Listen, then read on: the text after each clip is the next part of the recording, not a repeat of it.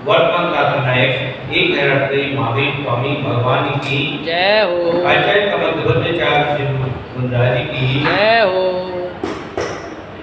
निर्वाणी माता की जय चरण की बच्चे परमेश की भगवान की आकाश वो दे दी थैली। शांतिनाथ पुराण में इस समय बहुत अच्छा वर्णन चल रहा है। भगवान का जन्म होने वाला है और जो स्वर्ग की देवियां माता की सेवा में लगी हुई हैं, वो माता के अंदर जो ज्ञान पुंज जो खिल रहा है, उस ज्ञान पुंज को प्रदर्शित करने के लिए ये सब देवियां माता से बहुत सुंदर सुंदर प्रश्न कर रही हैं। कल भी काफी प्रश्न किए और आज फिर बोल रही हैं कि हे माता, इस संसार में होने वाले कौन हैं? कौन व्यक्ति हैं जो होते रहते हैं? तो माता ने कहा कि जो बहुत भी नींद के वशीभूत हुए मनुष्य हृदय में विराजमान ज्ञान रूपी सूर्य को नहीं जानते, ना आत्मा के ध्यान को जानते, वो ही होने वाले कहलाते हैं। देखो, हम लोग मंदिर आते हैं, पूजन भी करते हैं, पूजन की लाइनें भी पढ़ते हैं, लेकिन उसका अर्थ जानने का प्रयास नहीं करते। अब ऐसी पूजा से लाभ तो है, लेकिन 100% लाभ नहीं है। जो पूजन हम करते हैं, जो भगवान का गुणान्वान करते हैं, उनका हमें अर्थ समझ में आना चाहिए। और आजकल तो मोबाइल हमारे पास है, मोबाइल में सब कुछ है, उसमें भी देख सकते हैं और सब पढ़े लिखे हैं, समझ भी सकते हैं। तो मंदिर ही में आओ तो कुछ ना कुछ सीख कर अवश्य जाओ, स्वाध्याय अवश्य करो, चाहे 2 मिनट का स्वाध्याय करो, लेकिन स्वाध्याय अवश्य करना चाहिए। इसलिए यहाँ पर माता ने कहा कि ज्ञान पूर्ण होते हुए भी सबके प्यार ज्ञान प्राप्त करने की क्षमता है, लेकिन ज्ञान प्राप्त करने का प्रयास नहीं कर रहे। हमें ये भी नहीं पता कि 2.5 दीप की रचना क्या है, जम्बूदीप की रचना क्या है, भरत क्षेत्र की रचना क्या है, पंचमेरु की रचना क्या है, नंदीश्वर की रचना क्या है। सब कुछ छोटी छोटी बातें हैं, इन सब बातों को हमें जानना चाहिए। स्वर्ग क्या है, नरक क्या है, मध्य लोक क्या है, दिव्य लोक क्या है, ये छोटी छोटी बातें होती है। यदि 4 आदमी के बीच में बैठे हैं और वहाँ पर चर्चा चल रही है और हमें प्रतिदिन मंदिर आते हैं, पूजन करते हैं, अभिषेक करते हैं, लेकिन हमको नहीं पता। अब जैसे सुबह अभिषेक पाठ होता है तो सबको प्रैक्टिस करनी चाहिए बोलने की, सबको आना चाहिए, पूजन सबको बोलना आना चाहिए, अर्घ सबको बोलना आना चाहिए। हमारे जैन धर्म के अंदर आचार्य ने कहा कि प्रत्येक जैन को पंडित होना चाहिए। पंडित का मतलब पंडिताई नहीं है, पंडित का मतलब है जो निरंतर अपने पापों को खंडित करता रहे, वो ही पंडित बताया गया है। तो इसलिए हमें मंदिर में सब कुछ आना चाहिए। सामग्री कैसे धोते हैं, बर्तन कैसे धोते हैं।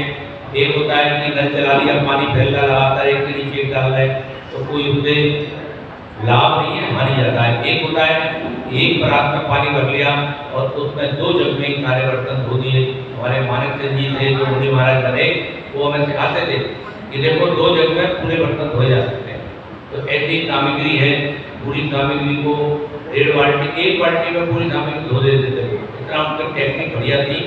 तो ऐसे विवेक का प्रयोग करते हुए जो क्रियाओं को करते हैं, उनको कहते हैं ज्ञान पूर्ण का प्रयोग करना। जो हमारे अंदर ज्ञान है, विवेक है, कोई भी क्रिया हम करते हैं धर्म की, यदि विवेक पूर्वक करेंगे, ज्ञान पूर्वक करेंगे, तो हमें पुण्य का आश्रम ज़्यादा होगा। और अगर अविवेकी पूर्वक करें, अत्याधिक खेल फैला रहे हैं या सामग्री फैला रहे हैं, जो भी, तो उसमें हमें उतना पुण्य का आश्रम नहीं होता। तो हर कार्य को करने के लिए हमें अपना ज्ञान पूर्ण उदय रखना चाहिए। चाहे हम घर पर रहें, चाहे मंदिर में रहें, चाहे हम अपने प्रतिष्ठानों में रहें, जहाँ कहीं भी रहें, विवेक हमेशा जागृत रहना चाहिए। तो यहाँ पर माता बता रही है कि जो व्यक्ति अपने पूर्ण ज्ञान पूर्ण को प्रकट नहीं करता, आत्मा को ध्यान को नहीं जानता, वो सब होने वाले हैं, सो रहे हैं, जगह नहीं है, जगते हुए भी होने वाले हैं। देवियों ने फिर पूछा कि संसार में गुणी कौन है?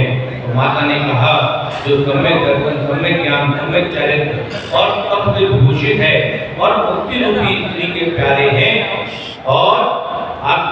करने वाले हैं वो सब गुणी हैं। फिर देवियों ने और प्रश्न करा, बहुत सारी देवियां बैठी हैं, सब अलग अलग प्रश्न कर रही है कि निर्गुणी कौन है।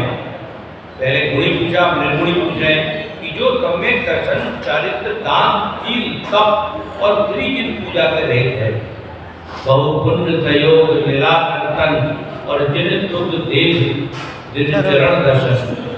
जैसे तैसे तो मनुष्य जन्म मिला और मनुष्य जन्म में भी जैन कुल मिला और जैन कुल में भी मंदिर के पास घर मिला और मंदिर के पास घर मिलने के बाद भी हम 8 बजे तक सो रहे हैं, मुझे तब हमारा जीवन व्यर्थ गया, कुछ आगे होने वाला नहीं है। तो माता ने कहा कि ये सब क्या है, निर्गुणी है, इनका जीवन विफल हो गया।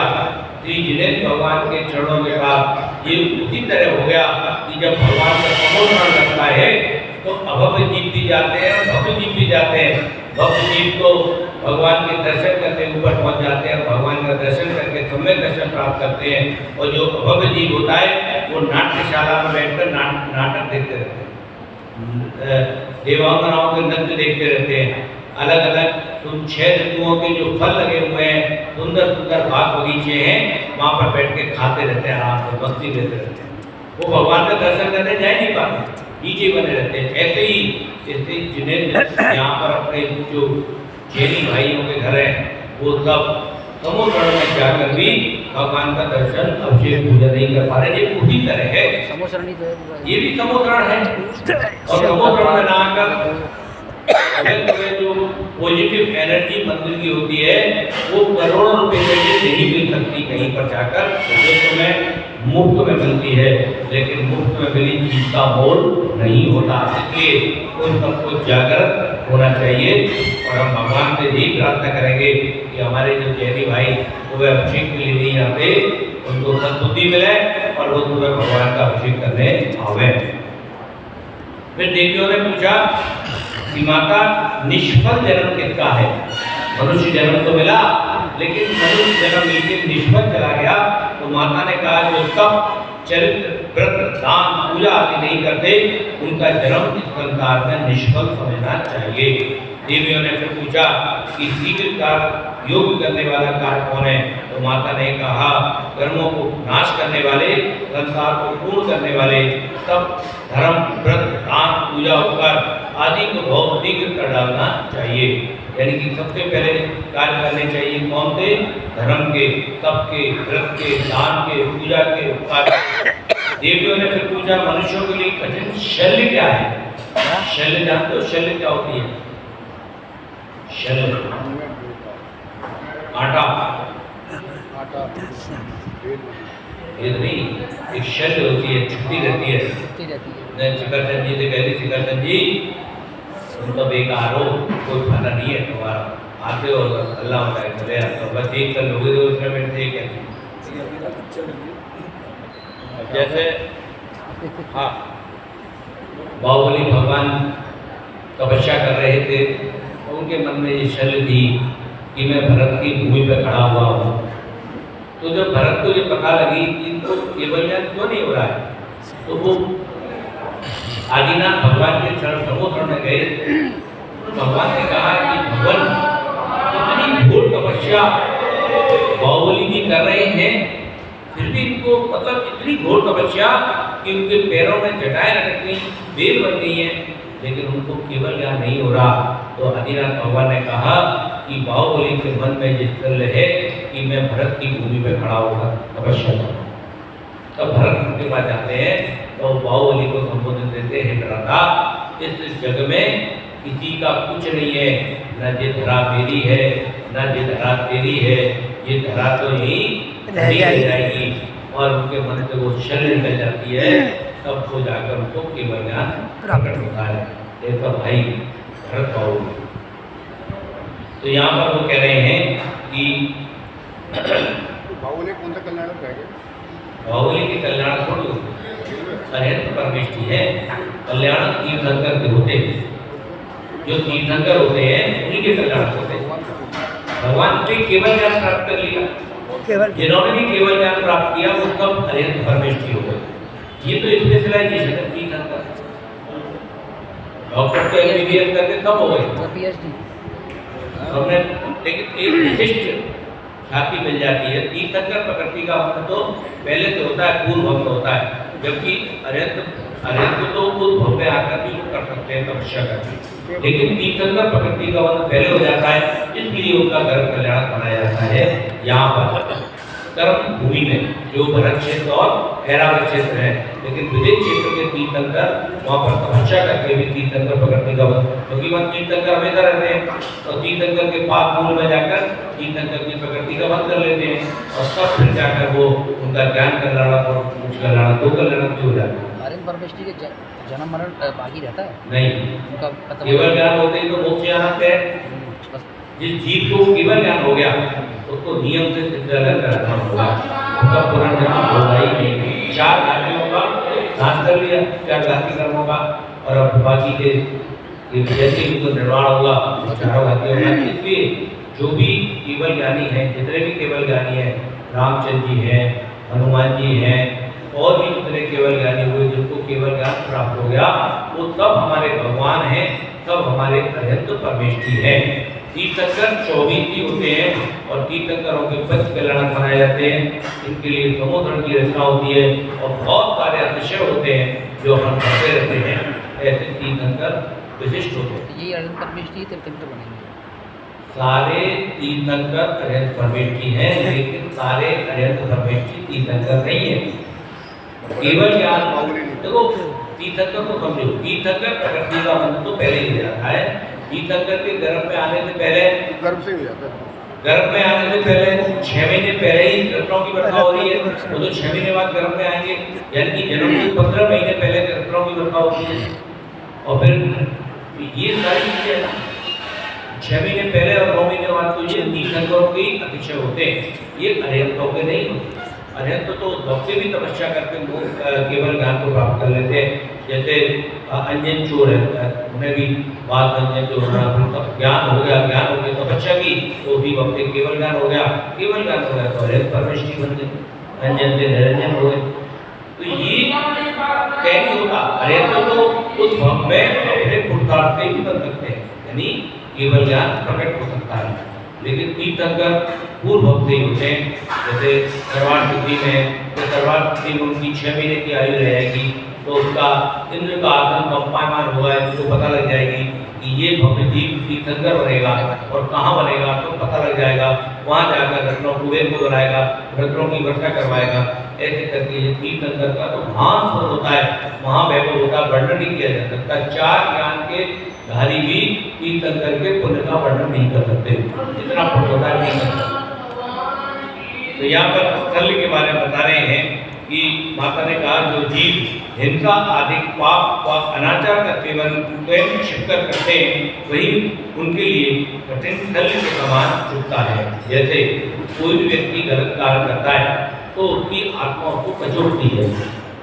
जैसे कोई किसी को कम बोलने दे रहा है तो बात में उसकी आत्मा कहती है तुम्हें गलत, पता जरूर लगेगा एक बार तुम्हें गलत काम कर रहा है, मिलावट कर रहा है, अपने आप को पता लगेगा। ये शल की छुट्टी नहीं, टन टन टन टन घंटा होता है, क्योंकि वो जो गलत काम कर रहा है, गलत काम जो करेगा उसको पहले ही एहसास हो जाता है। ये मैं सेट दे लो, मुझे मन में लग रही थी लेट आया तो यही चक्कर है आज। तो देखिए पूजा संसार में अत्यंत दुर्लभ मनुष्य कौन से हैं। माता ने उत्तर दिया कि जो कभी दूसरे की निंदा नहीं करते। तो वो ठीक हो लाइन पे, बहुत अच्छी लाइन है, हमें अपने जीवन में उतारनी चाहिए कि दुर्लभ मनुष्य कौन सा है जो कभी दूसरे की निंदा नहीं करते, आत्म ध्यान अध्ययन आदि का आत्मा के कार्यों में सदा तत्पर रहते हैं। ऐसे ही मनुष्य संसार में दुर्लभ है। ऐसे व्यक्ति इसको कोई लेना देना नहीं कि कोई क्या कर रहा है क्या नहीं कर रहा, ना उसके बारे में बताना, ना कहना, ना सुनना, ऐसा व्यक्ति दुर्लभ होता है। देवी ने पूछा पक्षपात कहाँ करना चाहिए।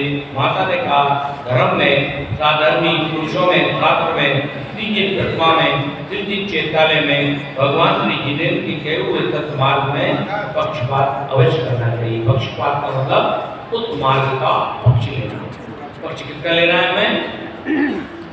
साधर्मी बंधुओं का, जिन शास्त्रों का, जिन प्रतिमाओं का, जिन चैत्यालयों का, भगवान के कहे हुए वचनों का, आगम का हमें हमेशा पक्ष लेना है। देवी ने पूछा कि मध्यस्थ भाव कहाँ रखना चाहिए। माता ने कहा जो संसार में जो पुरुष रागी है, द्वेषी है, तीव्र मिथ्या रूपी प्रचार में झगड़ा हुआ है, दुष्ट है, सदा मध्यस्थ भाव रखना चाहिए। देखो हम संसारी जीव हैं और रागी द्वेषी भी हैं, है क्या नहीं विकर्षण जी? रागी द्वेषी हो कि नहीं आप बताओ? क्या चीज? आप रागी द्वेषी हो? हाँ है रागी द्वेषी हो क्या? हैं? अरे हाँ या ना मैं बात तो हाँ हाँ बोला ना। हाँ कैसे हो कैसे रागी द्वेषी हो? हाँ। क्यों हो क्यों? रागी द्वेषी क्यों हो? ये रागी द्वेषी राग करना, द्वेष करना कम करो, खत्म करो, हृदय पर दृष्टि करो। कपड़े उतारो। अभी उतारेंगे, नीचे आकर उतारेंगे। और साक्षी ना